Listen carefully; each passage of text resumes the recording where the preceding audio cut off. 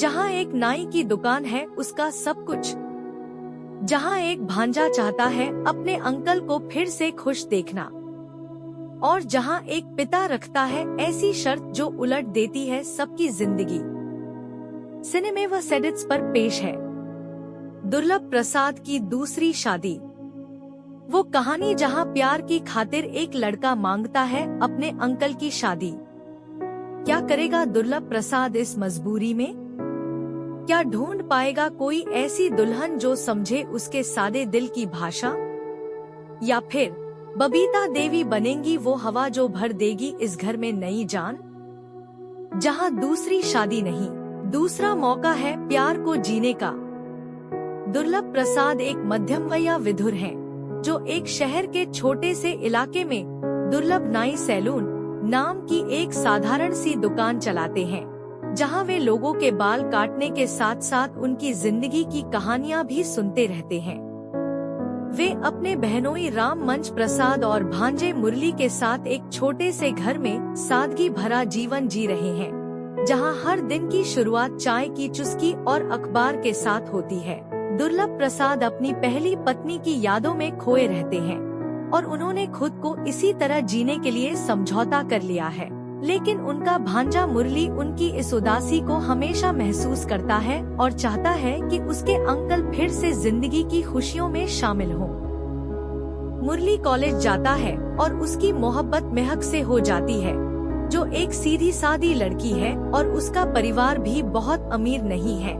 लेकिन जब दोनों के रिश्ते की बात आगे बढ़ती है तो एक अनपेक्षित मोड़ आ जाता है।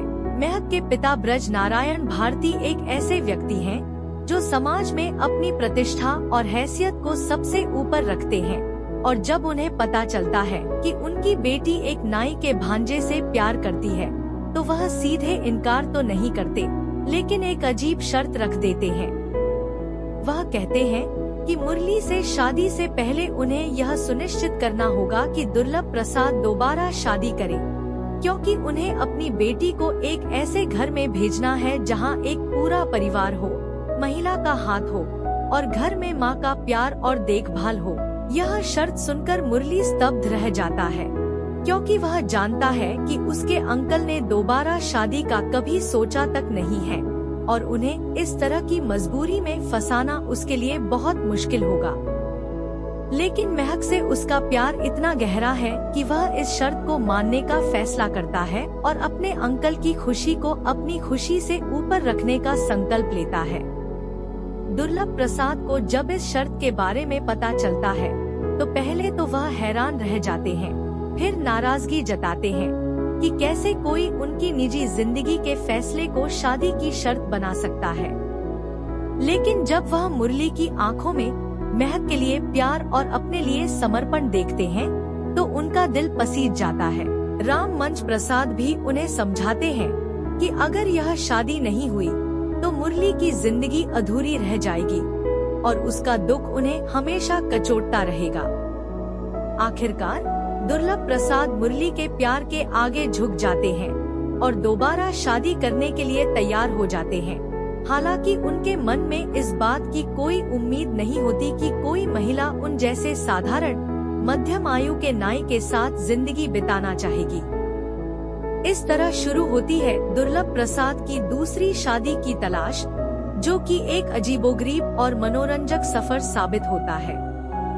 दुर्लभ प्रसाद के लिए दुल्हन की तलाश एक चुनौतीपूर्ण अनुभव बन जाती है, क्योंकि रिश्ते की बातचीत में जब लोगों को पता चलता है कि वह एक नाई है और उनकी उम्र भी ज्यादा है तो अक्सर मना कर दिया जाता है।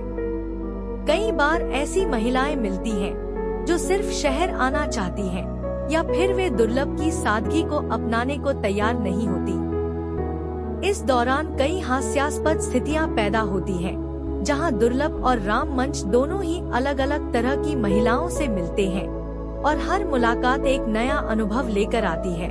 मुरली भी इस प्रक्रिया में बहुत उदास रहता है, क्योंकि वह खुद को दोषी मानने लगता है कि उसके प्यार की वजह से उसके अंकल को इतनी परेशानी झेलनी पड़ रही है। वहीं महक भी अपने पिता की जिद से नाखुश है और वह ब्रज नारायण से बहस करती है, लेकिन वह अपनी बात पर अड़े रहते हैं। तभी एक दिन बबीता देवी की एंट्री होती है, जो एक विधवा है और अपनी सादगी और गरिमा के साथ जीवन जी रही है।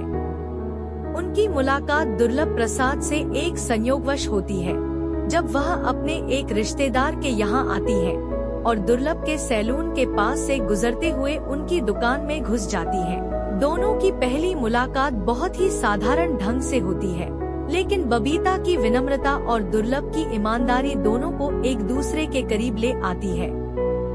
बबीता को दुर्लभ की सीधी सादी बातचीत और उनके जीवन के प्रति नजरिए में एक अलग ही आकर्षण दिखाई देता है, जबकि दुर्लभ बबीता की समझदारी और उनके अंदर की शांति से प्रभावित होते हैं। धीरे धीरे दोनों के बीच बातचीत बढ़ती है और एक दोस्ती का रिश्ता विकसित होने लगता है, जो आगे चलकर कुछ और ही रूप ले लेता है। जब मुरली और राम मंच को बबीता के बारे में पता चलता है, तो वे उन्हें दुर्लभ के लिए एक उपयुक्त जीवन साथी के रूप में देखने लगते हैं।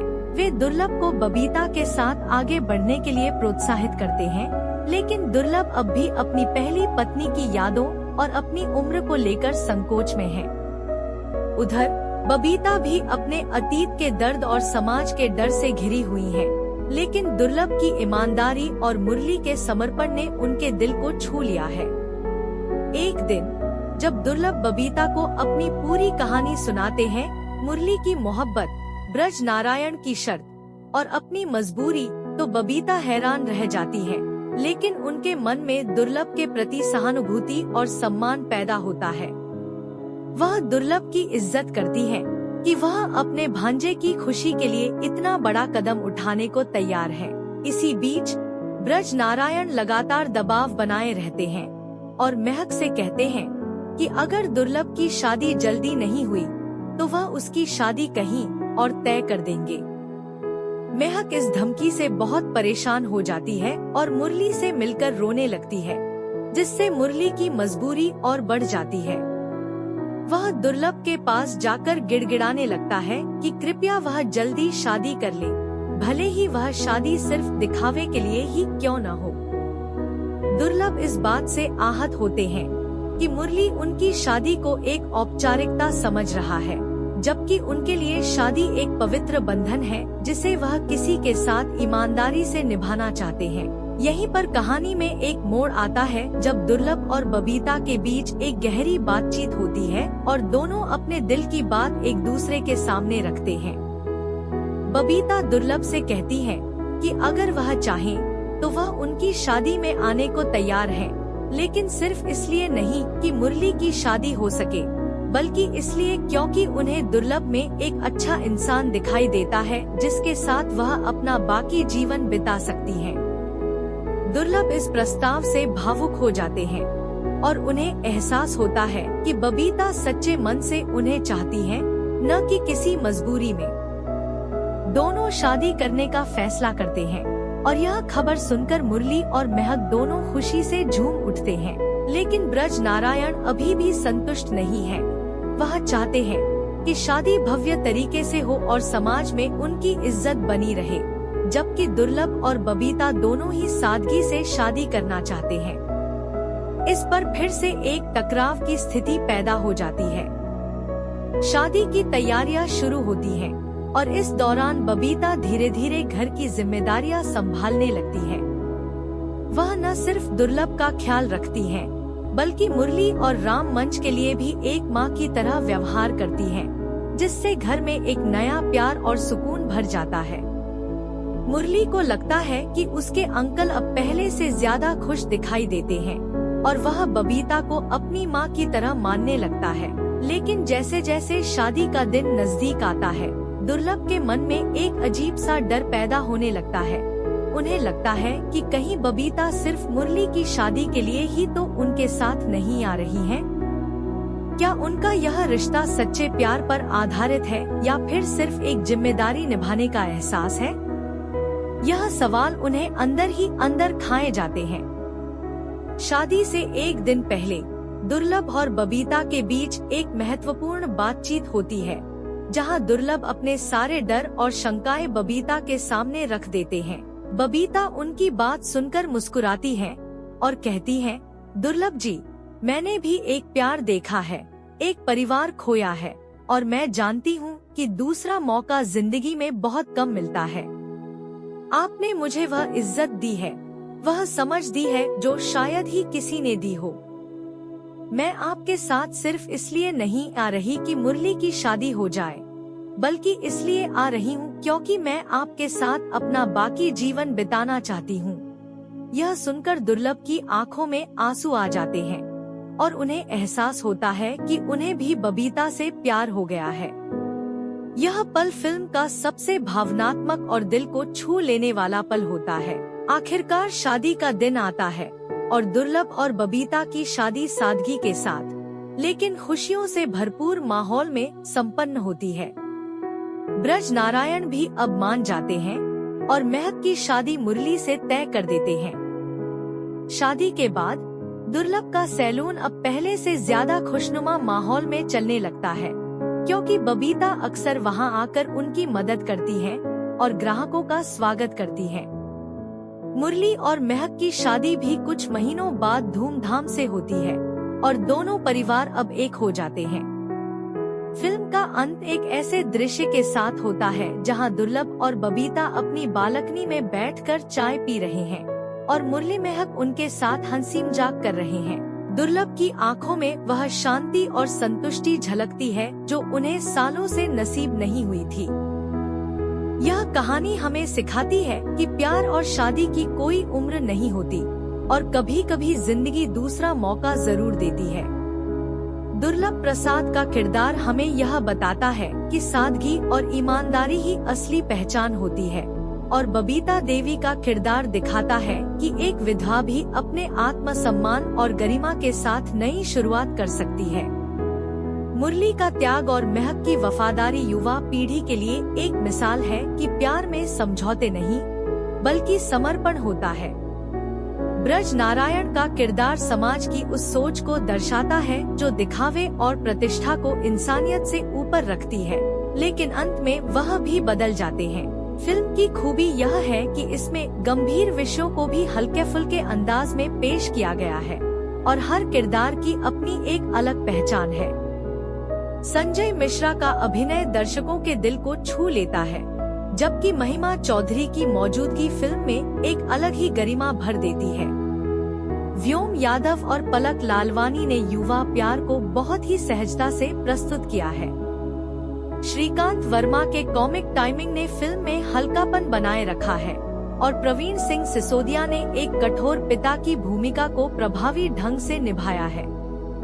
दुर्लभ प्रसाद की दूसरी शादी एक ऐसी फिल्म है जो आपको हंसाती भी है और रुलाती भी है और अंत में एक गर्मजोशी का एहसास देकर जाती है। यह फिल्म उन सभी लोगों के लिए है जो मानते हैं कि प्यार और परिवार ही जिंदगी की असली दौलत है। दुर्लभ प्रसाद की दुकान न सिर्फ बाल काटती है बल्कि लोगों के दिलों की उलझने भी सुलझाती है, और उनके घर की कहानी हमें यही सिखाती है कि खुशियाँ चाहे कितनी भी देर से मिले, लेकिन जब मिलती हैं तो सब कुछ भुला देती है। अंत में यह कहानी हमें यही संदेश देती है कि जिंदगी में कभी हार नहीं माननी चाहिए, चाहे परिस्थितियाँ कैसी भी हों। दुर्लभ प्रसाद ने जिस तरह मुरली के प्यार के लिए अपनी सुख शांति दांव पर लगा दी और बबीता देवी ने जिस तरह एक नई शुरुआत का साहस दिखाया, वह हम सभी के लिए प्रेरणा है। फिल्म का अंतिम दृश्य, जहां दोनों शादियों के बाद पूरा परिवार एक साथ खुशी से रह रहा है, यह बताता है कि सच्चा प्यार और परिवार के लिए किया गया त्याग ही असली सुख देता है। और यही इस कहानी की सबसे बड़ी सीख है। दोस्तों, दुर्लभ प्रसाद की दूसरी शादी की ये कहानी हमें सिखाती है कि प्यार की कोई उम्र नहीं होती और त्याग की कोई सीमा नहीं होती। दुर्लभ प्रसाद ने भांजे के प्यार के लिए अपनी शर्तें भुला दी और बबीता देवी ने एक नए जीवन की शुरुआत का साहस दिखाया। अगर आपको ये ऑडियो स्टोरी पसंद आई तो सिनेमेवस एडिट्स को सब्सक्राइब जरूर करें, क्योंकि यहाँ हर फिल्म की धड़कती हुई सच्चाई बिना कटौती सुनाई जाती है। याद रखिए, प्यार वफा करता है, उम्र देखकर नहीं। शुक्रिया।